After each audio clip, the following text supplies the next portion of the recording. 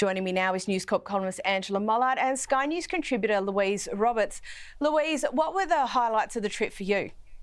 Well, it was a fantastic trip, and as you say, Caro, for the two of them to be in Canada, Charles quite clearly was really enjoying himself. They were guests of the newish sort of Canadian PM Mark Carney and his wife Diana. It was a whistle-stop tour, which is sort of more about their reign now, sort of short, sharp tours, as it were, and some really fun moments. Charles met some sheep. He dropped a ceremonial puck for a street hockey game for a bunch of Canadian kids, and also the household staff were seen buying some maple syrup for back home, obviously at Highgrove. So overall, a fantastic trip, and the warmth and generosity of the Canadian people was absolutely outstanding.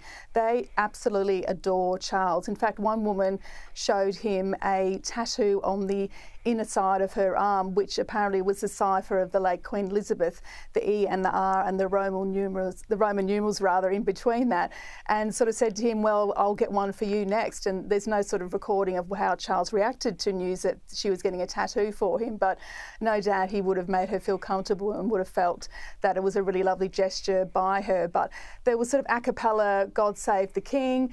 There was, thank you for coming, and lots of people sort of just so thrilled to see them. So what a great trip. And as you say, Charles really enjoyed himself as well. There was a bit of soft diplomacy from Camilla. She met with some Ukrainian sort of volunteer workers and sort of commended them for the work they'd done. And we saw that footage there of Charles planting a sapling tree, which I believe is the 5th tree he's planted. So the Canadians are very clever because they're getting the royals to literally put down roots every time they come and visit. So overall, a great trip. Yeah, absolutely. Couldn't agree more. And Angela, what's the broader geopolitical significance of this visit? And do you think it's been achieved? Oh, hugely. It's achieved. It's stamped a foot on the Commonwealth and the power of the Commonwealth. And if you think about it, Charles is not just a figurehead king. He's, in some ways, you could look at his late mother and you could think she stood for longevity and that sort of constancy. But Charles's reign is going to be a lot more muscular than that. He's not just wearing the crown, he's wielding the crown. And he comes to it as a man at 73. It was when he took over the crown, unlike his mother at 25, and he now has that gravitas. He watched his mother oversee the Cold War, the battles in Northern Ireland, obviously the war on terror, and he now has something to say on the world stage. Louise talked of soft diplomacy with Camilla. Charles is doing exactly the same. He wants this to be a legacy reign. He wants to make a difference. And he's not just playing it safe. We know he's already invited President Trump, who, of course, wanted to annex and still wants to annex Canada. So Charles going in there, the king, and saying, Canada is strong and free is sending a very clear signal about where his allegiances lie, and also the purpose of countries still maintaining their connection to the Commonwealth and having him as their sovereign. And Louise, if that wasn't enough for the week for the king, he received a Rolls-Royce from Bahrain. So what's your view on this, and what's the message that it sends?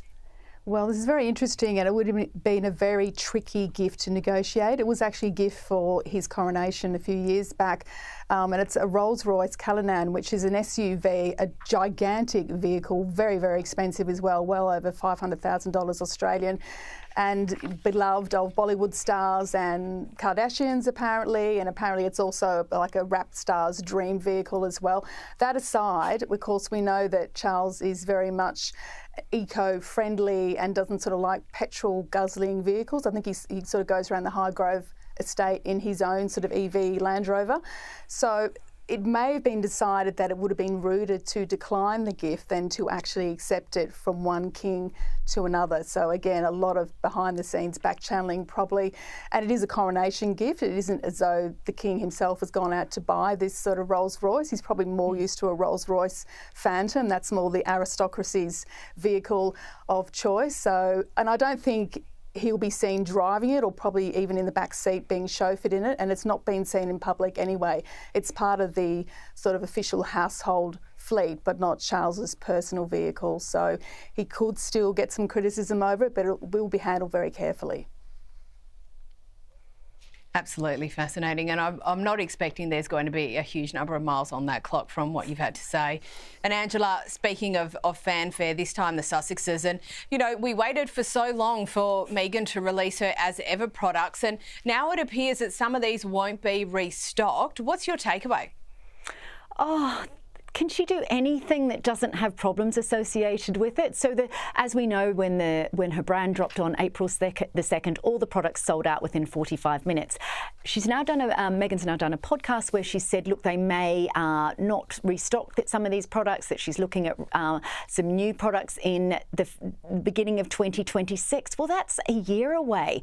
It's not like, you know, if Nike doesn't just devise a caption of just do it, but only sometimes. You know, the iPhone wasn't created in 2007 and then kind of, well, we'll just think about that. We might not bring it through until 2009. The Invictus Games, you don't have them every 3 years, you have them every 2 years, because that's how it works. And of course, what's happened now, and then of course she's backtracked, and after she did this podcast interview, a source said to a British newspaper that, oh, no, things will be restocked. So there's all these mixed messaging that's occurring. And the problem with that, as brand experts are pointing out, is that lack of cohesion and that lack of clarity doesn't allow a brand to build successfully. But I think actually this is Meghan's brand. It's when they left with Megxit, you know, it was very reactive. That wasn't thought through. They thought they could be part of the royal family, and then they couldn't be part of the royal family. Look, everyone has the right to change their mind. She can be American Riviera Orchard one week and she can be As Ever the next. But if you really want people to follow you and believe in you, then you have to have some consistency and cogency in the way you're thinking. And it's not the only mixed message this week, Louise. I mean, she's also made some really interesting comments in that podcast, you know, around having money and making money. And, you know, what was the context of those comments, I suppose, and what's been the reaction to that? Well, this is Meghan at her disingenuous best, surely. She talks about having a scarcity money mindset, sort of worried about where the next dollar's coming from. I don't think anyone believes that for a second. I think the only scarcity with Meghan is her authenticity. This is a part of a conversation for the last episode of her Confessions of a Female Founder podcast, and her guest is a legitimate self-made businesswoman, Sarah Blakely, who created Spanx shapewear and is now a billionaire, and gave some very sort of good advice about making money. It's fun to make money, it's fun to buy things, but it's also fun to give the money away. And at one point Meghan says, that's not a bad idea, I might like to try that. Well, clearly she could do that any day of the week. To sort of complain about being a millionaire and, you know, the pressure of having so much money is absolute rubbish. This is someone who's always chased fame and wealth, and apparently at one point was rather sort of put out because Harry was not a billionaire, he was just a mere millionaire, or maybe a multi-millionaire, certainly once he got Diana's inheritance. So I find any conversation about her trying to be relatable and to say, yes, it's very hard when women are not taught about money and taught not to speak about money is absolute rubbish.